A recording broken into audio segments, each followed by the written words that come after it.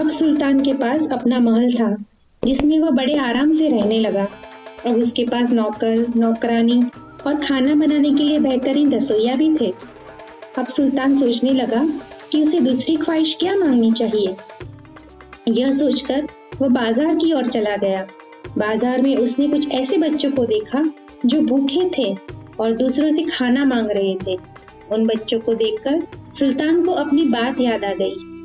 एक समय गरीबी में उसे भी इसी तरह रहना पड़ता था, इसीलिए वह उनको देखकर उदास हो गया। वह उनके लिए कुछ करना चाहता था, इसीलिए वह अपने महल गया और जिन से बोला, मैं अपनी दूसरी ख्वाहिश मांगना चाहता हूँ। जो हुक्म मेरे आका।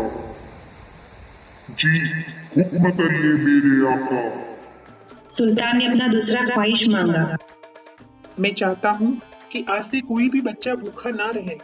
उन्हें कभी भी खाने के लिए दूसरों से कुछ भी ना मांगना पड़े। जिन ने सुल्तान की ख्वाहिश सुनी और उसने उसे पूरा कर दिया। सुल्तान की ख्वाहिश को पूरा करने के बाद जिन ने उसे कहा, मेरे आका, आपकी 2 ख्वाहिशें पूरी हो चुकी है।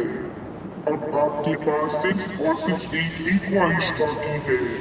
क्या आप उसे अभी पूरा करना चाहते हैं? नहीं, मैं अपनी तीसरी ख्वाहिश भी सोचकर ही बताऊंगा। अब सुल्तान खुश था। उसके पास अपना खुद का महल था और बच्चों को अब से भूखा नहीं रहना पड़ता था। कुछ दिनों बाद सुल्तान को इसी बात का याद आया कि उसकी तीसरी ख्वाहिश बाकी है, लेकिन वह यह भी सोच रहा था कि अगर वह तीसरी ख्वाहिश मांग लेता है तो उसके बाद क्या होगा? क्या वह जिन चला जाएगा या इसके अलावा कुछ और भी होगा? अब सुल्तान यही सोच रहा था कि इसके आगे क्या होने वाला है। तभी उसे याद आया कि उस कांच की बोतल में कागज था जिस पर कुछ लिखा हुआ था। वह तुरंत अपने बोतल को खोजने लगा। जैसे ही उसे वह बोतल मिला, तब उसने वह कागज बाहर निकाला। उस कागज में लिखा था, कोई भी व्यक्ति इस जिन से 3 ख्वाहिशें मांग सकता है, लेकिन 3 ख्वाहिश पूरी हो जाने के बाद उस व्यक्ति को सारी जिंदगी इस बोतल में कैद होकर रहना पड़ेगा। इसके बाद वह जिन आजाद हो जाएगा। यह पढ़ते ही सुल्तान घबरा गया और वह डरा हुआ था और बार बार सोच रहा था कि वह आगे क्या करेगा। तभी उसे एक तरकीब सूझी और उसने जिन को बुलाया। जिन उसके सामने हाजिर हुआ और बोला, क्या हुक्म है मेरे आका? मैं अपनी तीसरी ख्वाहिश पूरी करना चाहता हूँ। सुल्तान ने जिन से कहा। जैसे ही जिन ने यह सुना, वह अंदर ही अंदर खुश होने लगा।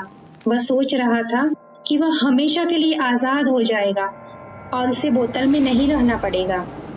फिर सुल्तान ने अपना तीसरा ख्वाहिश मांगा। मेरी तीसरी ख्वाहिश है कि अब से तुम सारी जिंदगी मेरे गुलाम रहोगे और मेरे मर जाने के बाद तुम वापस से इस बोतल में जाओगे। यह सुनकर जिन गुस्से से चिल्लाने लगा, लेकिन वह कुछ नहीं कर सकता था। अगर वह ऐसा करने से मना करता तो उसे अनंत काल तक नरक में जाना पड़ता।